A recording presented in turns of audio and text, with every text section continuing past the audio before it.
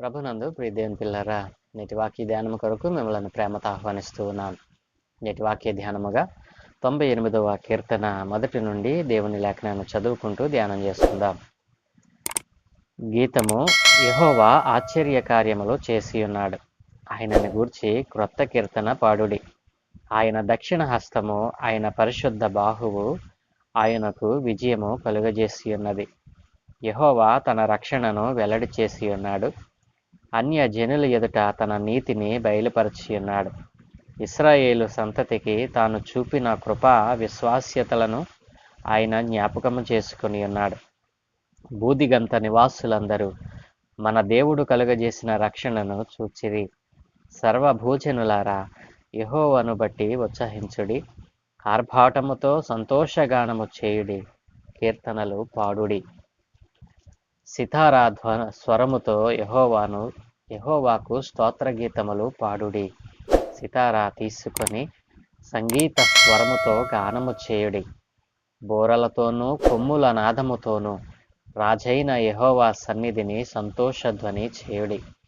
సముద్రమును దాని సంపూర్ణతయు ఘోషించునుగాక, లోకమును దాని నివాసులను కేకలు వేయుదురుగాక.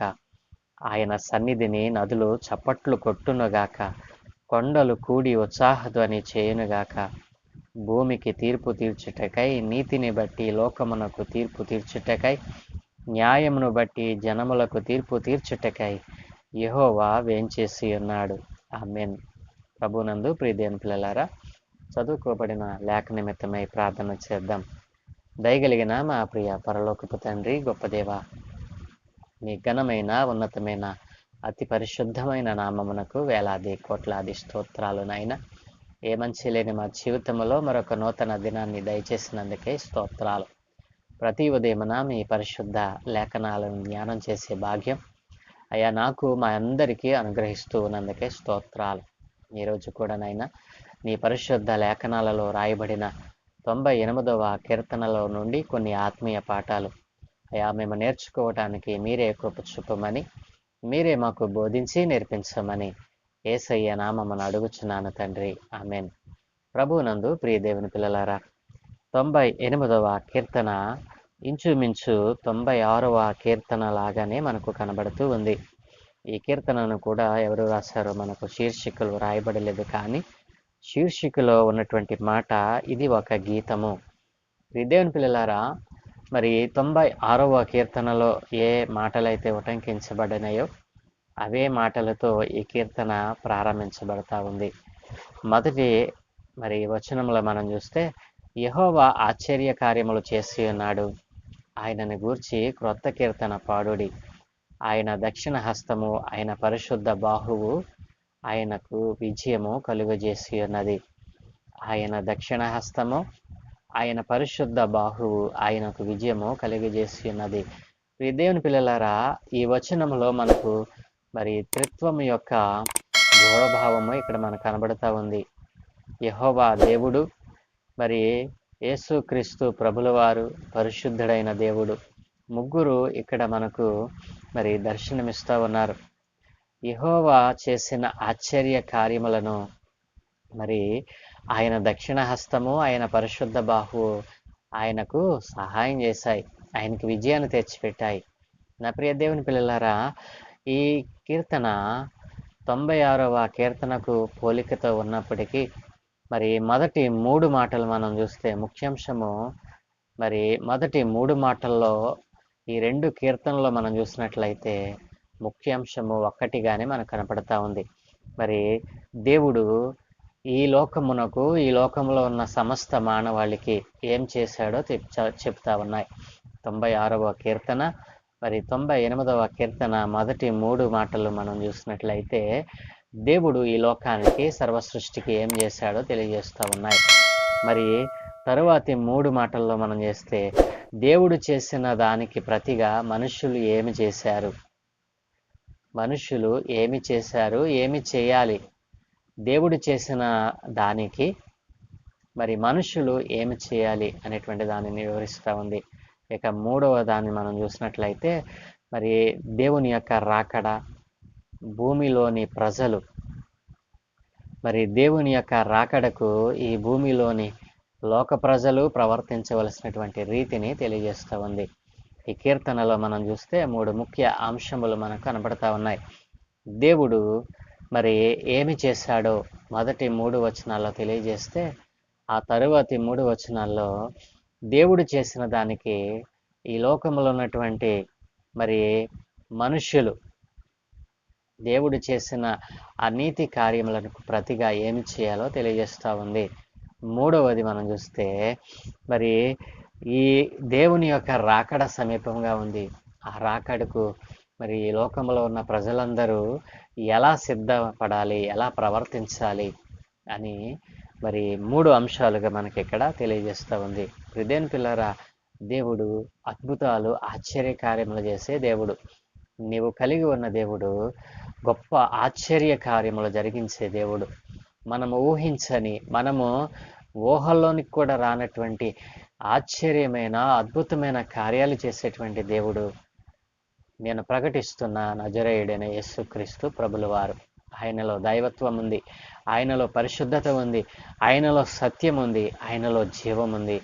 అదే జీవాన్ని, అదే సత్యాన్ని, అదే యథార్థతను, అదే నీతిని తన పిల్లలైన వారికి ఇవ్వాలని ఆయన ఆశపడతా ఉన్నాడు. నా ప్రియ దేవుని పిల్లలారా, ఈ రోజున ప్రభువు తన యొక్క శక్తివంతమైనటువంటి పరిశుద్ధమైన లేఖనాలలో మన కొరకు రాయించినటువంటి విషయం ఏంటంటే, ఈ 98వ కీర్తన దేవుని యొక్క గొప్ప రక్షణ కార్యములను, ఆయన నీతిని, ఆయన చేసినటువంటి సృష్టిని, మరి ఆయన చేసినటువంటి గొప్ప ఆశ్చర్య కార్యములను గురించి సృష్టి యావత్తు దేవునిని స్తుతించాలని పిలుపునిచ్చేటువంటి కీర్తన ఈ 98వ కీర్తన.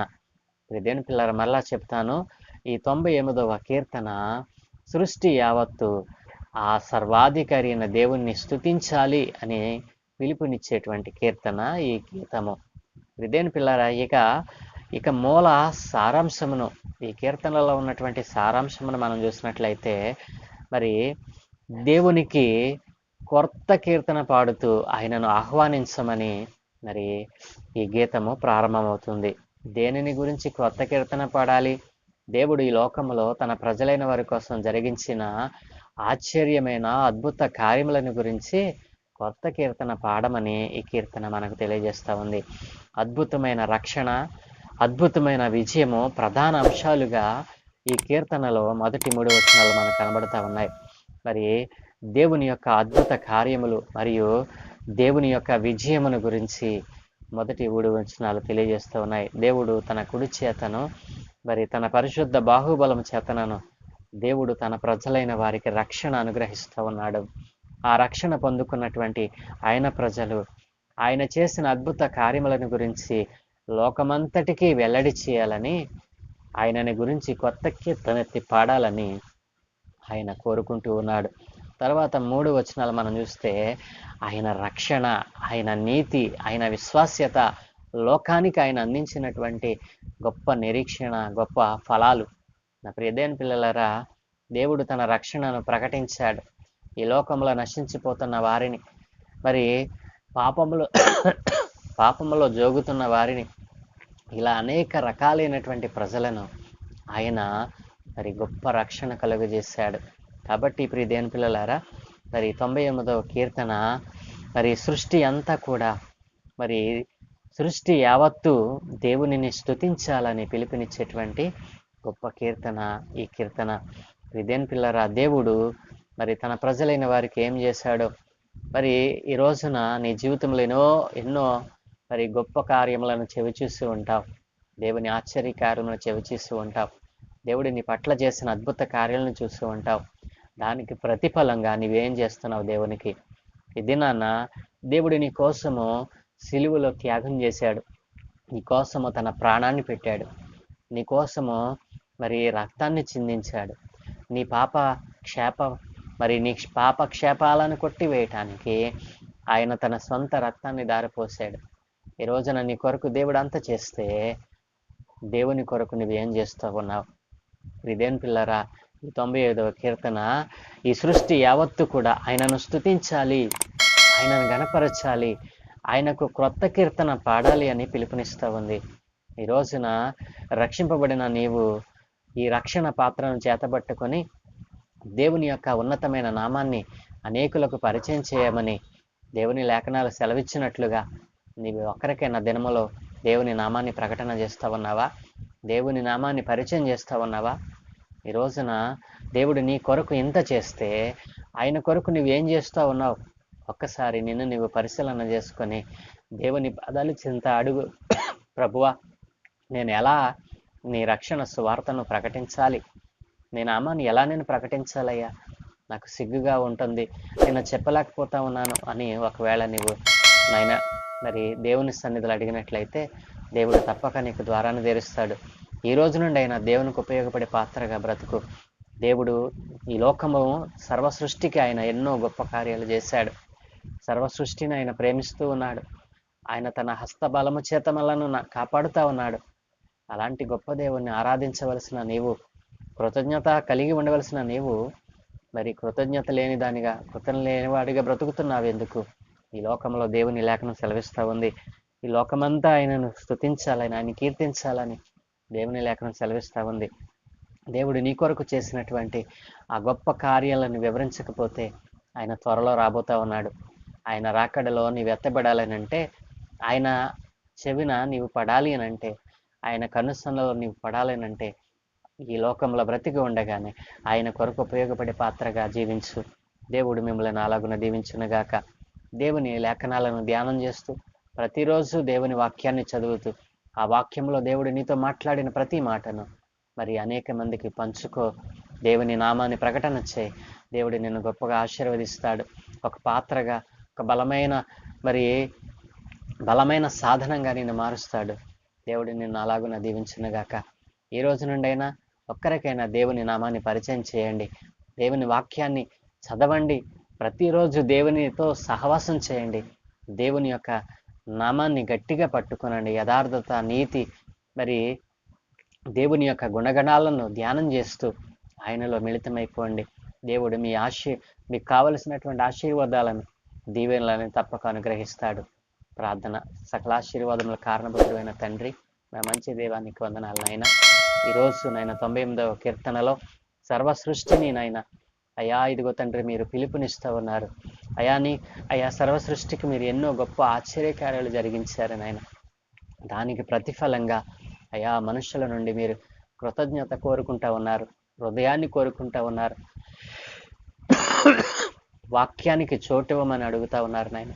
ఈ రోజున అనేక మంది వాక్యానికి చోటివ్వకుండా, నీ సన్నిధిలో గడపకుండా అయా నీ వాక్యాన్ని పెడచెవినబెడుతూ లోకము దాని ఆశలతో గతించిపోతా ఉన్నారు నాయన.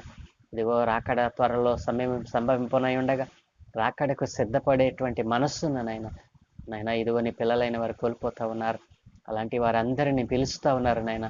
సర్వ సృష్టి నాయన నిన్ను ఘనపరిచేదిగా నైనా, ఇదిగో కడవరి దినాన్న సర్వ సృష్టి నీకు మోకరిల్లేదిగా నైనా, సర్వ సృష్టిలో ఉన్న సమస్త మానవాళి నైనా నిన్ను ఆరాధించేవారిగా మారటానికి కృపచూపమని నైనా, దినమునకు ఒక్కరికైనా నాయన నీ నామాన్ని ప్రకటించేవారిగా అనేక మందిని లేపమని ఈ దినం మేము చేయు పనులన్నిటి మీద మీకు అనుదృష్టి ఉంచి మీ దోతల కాపుదలను గ్రహించి మీరే మహిం పొందుకోమని యేసయ్య దివ్యమైన నామమున ప్రార్థించి వేడుకుంటూ ఉన్నాము తండ్రి. ఆమేన్.